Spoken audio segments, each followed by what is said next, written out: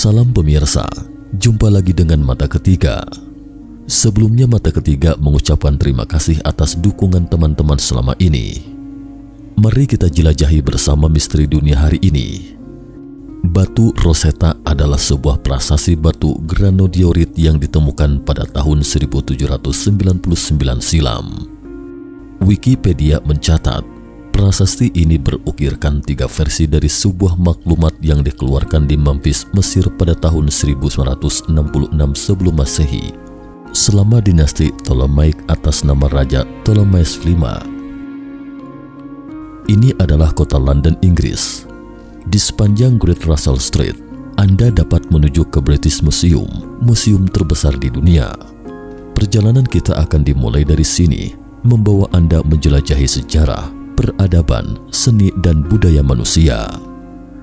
Koleksi yang berjumlah lebih dari 8 juta item meliputi peradaban pertama umat manusia dari Mesopotamia hingga Mesir kuno, Yunani kuno, dan Romawi kuno, dan tentu saja Tiongkok kuno. Mata Ketiga akan membawa Anda lebih dekat menyaksikan sejarah yang panjang dan merasakan kehangatan serta inspirasi dari peninggalan budaya kuno di belahan dunia. Museum Britania Raya, Batu Rosetta. Kita kembali sejenak ke waktu sejarah 2600 tahun yang lalu, yakni ke era dinasti ke-25 Mesir atau dikenal juga dengan sebutan dinasti Nubia, yakni dinasti yang berkuasa di Mesir kuno dari tahun 760 sebelum Masehi sampai 656 sebelum Masehi. Dinasti Nubia merupakan dinasti terakhir dari periode menengah ketiga Mesir. Pada 728 sebelum Masehi, Mesir ditaklukkan oleh Pi, pemimpin bangsa Nubia pertama. Ini mungkin adalah peristiwa yang tak terduga oleh Ramses II sampai pada kematiannya. Ramses II adalah Fir'aun Mesir ketiga yang berasal dari dinasti ke-19. Raja Nubia terus memerintah Mesir kuno sampai bangsa Asyur menaklukkan Mesir pada sekitar 669 sebelum Masehi. Seabad kemudian, Kekaisaran Persia di Asia Barat bangkit.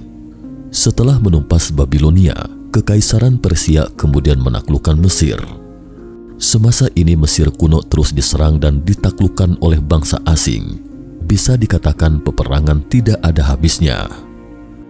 Pada 332 sebelum Masehi, Alexander Agung dari Kekaisaran Makedonia menaklukkan sebagian besar Yunani, kemudian mulai masuk ke Mesir.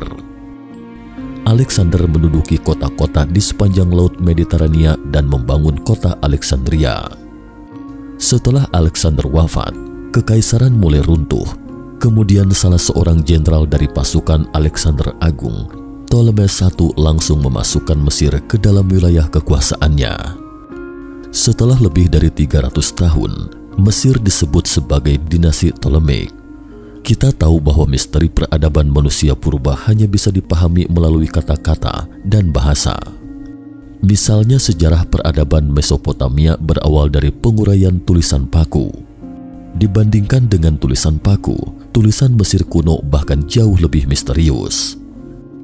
Sementara invasi bangsa asing sepertinya dapat memecahkan misteri ini sampai batas tertentu, bahkan terkadang tanpa sadar membuka jendela bagi kita untuk memahami Mesir kuno. Di pintu masuk Aula 4 British Museum terdapat artefak Mesir yang sederhana yang berasal dari dinasti Ptolemaic, yakni sisa sepotong batu granodiorit hitam yang dipenuhi dengan ukiran teks kuno. Pada tanggal 15 Juli 1799, seiring dengan pendudukan Napoleon di Mesir, Komandan Militer Prancis, Francis Joseph Lefebvre, memerintahkan perluasan basis pertahanan laut dari benteng militer di Delta Nil. Proyek ini terletak di pinggiran kota bernama Rosetta. Insinyur proyek pada saat itu secara tidak sengaja menemukan batu hitam besar ini. Melihat ukiran teks di batu tersebut, Francis Joseph seketika menyadari pentingnya batu itu, kemudian mengirim batu itu ke Institut Mesir Kuno yang didirikan oleh Napoleon di Kairo untuk penelitian. Karena prasasti tersebut ditemukan di luar kota Rosetta, jadi diberi nama Batu Rosetta. Pada 1801, tentara Napoleon dikalahkan pasukan Inggris. Inggris dan Prancis kemudian menandatangani surat penyerahan Alexander. Disepakati bahwa semua barang kuno yang ditemukan oleh tentara Prancis selama di Mesir menjadi milik George III, Raja Britania Raya 1738 hingga 1820. Tentara Prancis menyerahkan semua peninggalan benda budaya, tetapi secara diam-diam hanya menyembunyikan batu Rosetta di perahu kecil yang terpisah, bermaksud kembali ke Eropa dalam kegelapan. Tetapi akhirnya gagal karena diketahui dan dicegat pasukan Inggris di tengah pelayaran. Setelah itu, kedua belah pihak sepakat bahwa tentara Prancis dapat membawa hasil penelitian sebelumnya dan menyalin tablet batu tersebut, sementara pihak Inggris mendapatkan hak kepemilikan tablet batu tersebut.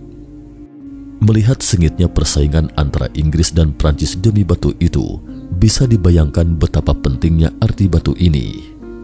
Kita tahu bahwa sejak Mesir terus ditaklukkan oleh bangsa asing, penerapan aksara Mesir kuno juga berangsur-angsur memudar dan sepenuhnya hilang pada abad ke-4 Masehi, sehingga tidak ada yang bisa menafsirkan naskah Mesir.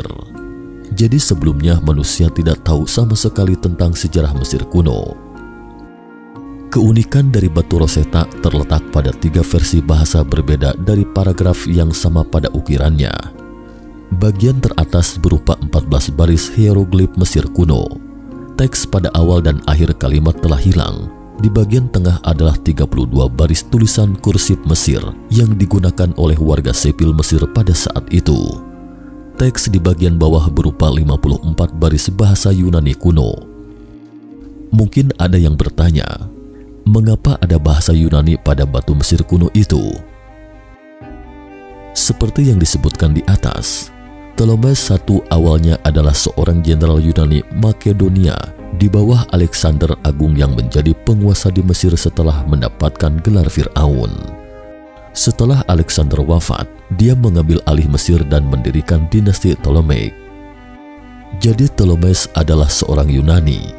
Di bawah pemerintahannya, banyak orang Mesir juga mulai berbicara bahasa Yunani. Sejak itu bahasa Yunani juga menjadi bahasa resmi Mesir. Bahasa Yunani kuno dapat dipahami oleh manusia modern. Dengan perbandingan kunci ini untuk menganalisis isi dari 2 bahasa lainnya pada prasasti tersebut, kita dapat memahami teks dan struktur tata bahasa dari bahasa-bahasa yang hilang itu.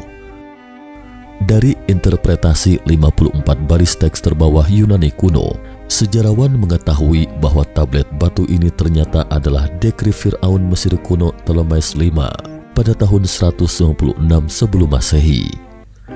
Pada awalnya, fisikawan Inggris Thomas Young 1773 hingga 1829 menemukan sederet hieroglif yang muncul berulang kali di batu prasasti, tetapi hieroglif yang ditulis dalam bingkai oval itu menekankan akan pentingnya kalimat terkait. Belakangan teks tersebut ditafsirkan sebagai pengucapan keluarga kerajaan Ptolemeus. Ini menjadikan penelitian sebagai langkah pertama yang penting. Pada saat itu, seorang ilmuwan Prancis bernama Jean-François Champollion 1790 hingga 1832 menemukan bahwa semua hieroglif tersebut merupakan piktografik dan fonetik. Artinya, 3 hieroglif terpisah dalam bahasa Mesir hanya dapat mewakili satu kata. Misalnya pada baris terakhir hieroglif di batu itu, terdapat 3 simbol yang mewakili pengucapan kata flagstone, batu datar generik. Pada tahun 1822, Jean Franquius menyelesaikan semua penafsiran prasasti tersebut, membuat tabel perbandingan lengkap simbol Mesir dan huruf Yunani. Sejak saat itu, orang-orang dapat membaca semua tulisan tentang artefak Mesir kuno, termasuk patung, monumen, mumi, dan dokumen papirus. Papirus adalah semacam bahan kertas yang terbuat dari sejenis tanaman air pada zaman kuno. Lalu apa sebenarnya yang tertulis di batu Rosetta? Itu sebenarnya adalah dekrit kerajaan atau dekrit yang disahkan oleh Komite Pengorbanan Tingkat Tinggi Ptolemeus dan merupakan salah satu dari serangkaian fatwa pada waktu itu. Isinya adalah 1. Pertama, penobatan Ptolemeus V pada tahun 1906 sebelum Masehi menyatakan bahwa Ptolemeus yang berusia 13 tahun kala itu sebagai Firaun Mesir dan dewa dunia. Dekrit tersebut pertama-tama memuji sikap mulia dan pencapaian besar Firaun selama setahun setelah penobatannya, seperti misalnya menganugerahkan persembahan ke kuil, memberikan berbagai pemotongan pajak, dan memulihkan perdamaian di Mesir untuk mengakhiri pemberontakan yang dimulai pada masa pemerintahan pendahulunya.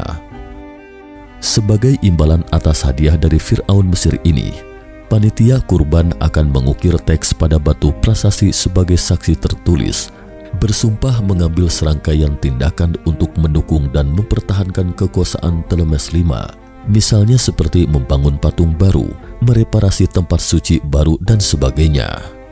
Terakhir, dekret tersebut menyatakan bahwa hieroglif terus digunakan untuk mempopulerkan kebijakan ini. 3 aksara kursif Mesir dan Yunani diukir di atas batu prasasti dan ditempatkan di kuil-kuil besar di Mesir untuk persembahan. Belakangan Mesir kembali dikuasai bangsa asing dan tidak ada yang tahu atau bahkan mengerti kata-kata di batu prasasti ini, sehingga digunakan sebagai bahan yang kokoh untuk benteng pertahanan laut dan akhirnya terkubur di dalam tanah. Karena sejarah yang kebetulan membuat batu tersebut menjadi bagian dari benteng pertahanan militer 1000 tahun yang lalu. 1000 tahun kemudian, batu ini kembali muncul sebagai benteng pertahanan militer. Bayangkan jika Napoleon tidak mencoba menaklukkan Mesir, mungkin tidak akan pernah menemukan batu Rosetta, sehingga entah sampai kapan misteri sejarah dan budaya Mesir kuno akan terungkap. Batu Rosetta telah dipamerkan di British Museum sejak 1802 dengan satu pengecualian, yakni menjelang berakhirnya Perang Dunia Pertama pada tahun 1917. Pihak museum khawatir pasukan Jerman akan melakukan pemboman di London, jadi batu itu dipindahkan ke stasiun bawah tanah Holborn di London. Itu menyeratkan betapa pentingnya batu prasasti itu. Di episode berikutnya, kita akan terus menjelajahi peradaban Mesir, menyingkap tirai misteri mumifikasi Mesir, serta mempelajari ritual kematian dan tradisi pemakaman mereka. Cukup sekian dulu episode Mata Ketiga kali ini. Mata Ketiga mengucapkan terima kasih atas perhatiannya. Sampai jumpa di episode berikutnya.